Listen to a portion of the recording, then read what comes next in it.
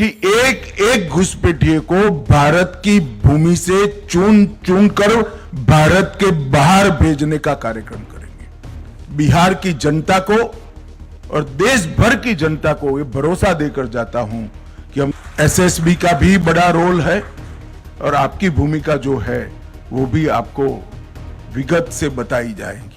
नमस्कार, आप live cities देख रहे हैं। मैं हूं आपके साथ काव्या। देश के गृह मंत्री अमित शाह 3 दिवसीय बिहार दौरे पर हैं और आज दूसरे दिन अमित शाह अररिया पहुंचे हुए हैं, जहां उन्होंने एसएसबी के जवानों को संबोधित किया है। बताया है कि बॉर्डर कितना सुरक्षित होना चाहिए, एसओपी के बारे में कहा है। तमाम जो जिले हैं उनके डीएम हो, एसएसपी हो, मजिस्ट्रेट हो, सभी से बातचीत की गई है और उन्होंने कहा है कि बिहार के लोगों से हमने एक वादा किया और उस वादा पे हमें जन समर्थन मिला कि घुसपैठियों को चुन चुन कर बाहर करेंगे। आप पहले अमित शाह को सुने कि वो क्या कुछ कह रहे। सुधार जवानों के कल्याण के लिए किए हैं। मैं आज बिहार के सीमांचल के क्षेत्र में आया हूं, तब मैं बिहार की जनता को भी कहना चाहता हूं कि हमने चुनाव में बिहार की जनता को वादा किया था कि हम बिहार को घुसपैठियों से मुक्त करेंगे।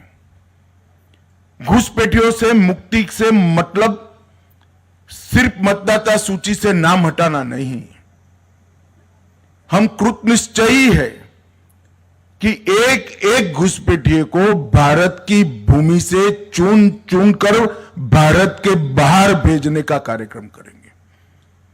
और भारतीय जनता पार्टी स्पष्ट कर देना चाहती है, मेरी सरकार भी स्पष्ट करना चाहती है कि वादा चुनावी वादा नहीं है।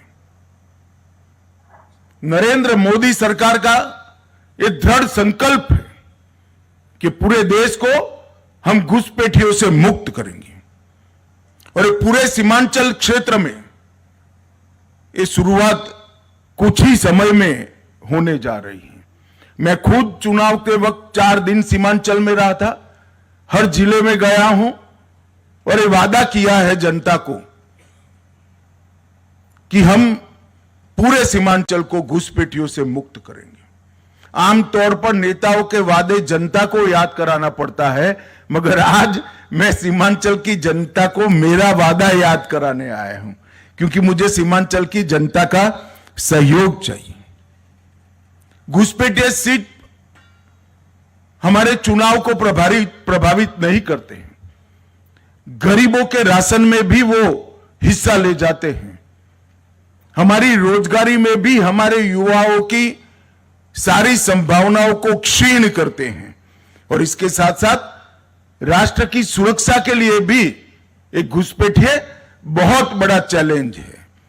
और अब समय आ गया है कि समूचे देश ने हर स्तर पर काम कर घुसपैठियों से देश को मुक्त कराने का एक अभियान हाथ में लेना पड़ेगा। यह 3 दिन में भारत सरकार के संबंधित सारे मंत्रालय, बिहार सरकार के गृह मंत्रालय, district magistrate, district development officer, SP और कई सारे संगठनों की 3 दिन में डिटेल मीटिंग कर हम एक कार्य योजना बना रहे हैं और सीमा से 10 किलोमीटर के अंदर जितने भी अवैध अतिक्रमण हैं, वो सारे के सारे अतिक्रमण सबसे पहले ये अभियान के अंदर दूर कर दिए जाएंगे और घुसपैठिए को चिन्हित कर भारत के बाहर भेजने का कार्यक्रम भी हम यहां से शुरू करेंगे। जनसांख्यिकी का बदलाव किसी भी देश के लिए स्वस्थ समाज का निर्माण नहीं करता है। जनसांख्यिकी की स्वाभाविक वृद्धि इसका स्वागत है, मगर अतिक्रमण से, घुसपैठ से जनसांख्यिकी का बदलाव किसी भी देश की संस्कृति, इतिहास और भूगोल तीनों के लिए बहुत खतरनाक होता है और हम इसको जानते हैं। इसीलिए सरकार ने निर्णय किया है कि उच्च स्तर पर जनसांख्यिकी परिवर्तन की उच्च स्तरीय समिति का घोषणा किया जाएगा और वो समिति न केवल सीमांत क्षेत्र, पूरे देश के जनसांख्यिकी के परिवर्तनों को बहुत डिटेल बारीकी से अभ्यास करेगी और भारत सरकार को इस जनसांख्यिकी परिवर्तन को कुदरती बनाने के उपाय सुझाएगी। और सबसे ज्यादा प्रभावित जो क्षेत्र है जनसांख्यिकी परिवर्तन से, बंगाल, बिहार और झारखंड का क्षेत्र है। बंगाल में भी चुनाव है। मुझे पूरा भरोसा है कि इस बार भारतीय जनता पार्टी की सरकार बनने वाली है।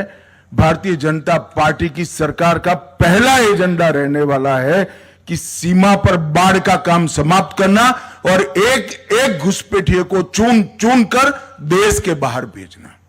और इसकी शुरुआत, चूंकि यहां पर सरकार बन चुकी है, जनादेश भी इस एजेंडा को प्राप्त हो चुका है।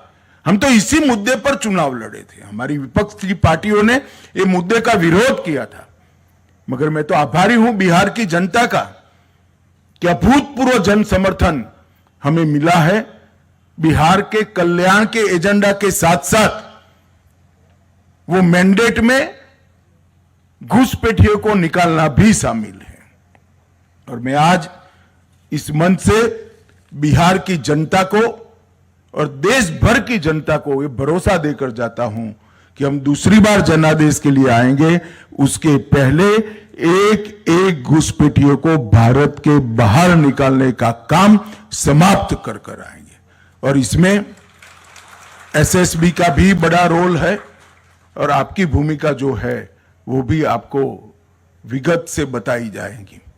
मैं फिर से एक बार आज के कार्यक्रम में उपस्थित सभी जवानों को अनंत अनंत शुभकामनाएं देना चाहता हूं, क्योंकि आपकी सुविधाओं में बहुत बड़ी बढ़ोतरी हो रही है और एक बार का काम नहीं है, ये निरंतर चलने वाला काम है। हमारा लक्ष्य है आपका सुविधापूर्ण जीवन। जब आप अपने युवानी के स्वर्णिम वर्ष सीमा पर बिता रहे हैं तो आपका और आपके परिवार का पूरा अधिकार है कि सभी सुविधाओं पर से युक्त आपका और आपके परिवार का जीवन हो। हम इसके लिए पूरा प्रयास करेंगे। फिर से एक बार मेरी अनंत अनंत शुभकामनाएं आपके साथ है। वंदे मातरम, भारत माता की जय। तो आपने केंद्रीय गृह मंत्री अमित शाह को सुना। एक तरफ जहां उन्होंने ये कहा है कि एक एक घुसपैठियों को बाहर करना है, बंगाल चुनाव का भी जिक्र किया है।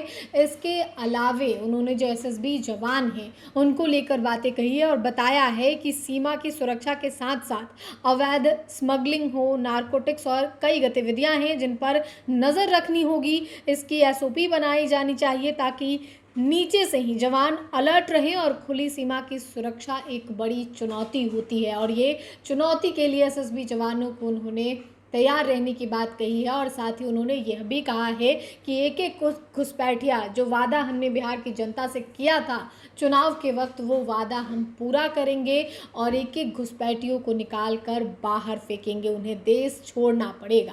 तो फिलहाल के लिए इतना ही। साथ ही चैनल को सब्सक्राइब करें, फेसबुक पेज को लाइक करें। वीडियो देखने के लिए आपका धन्यवाद।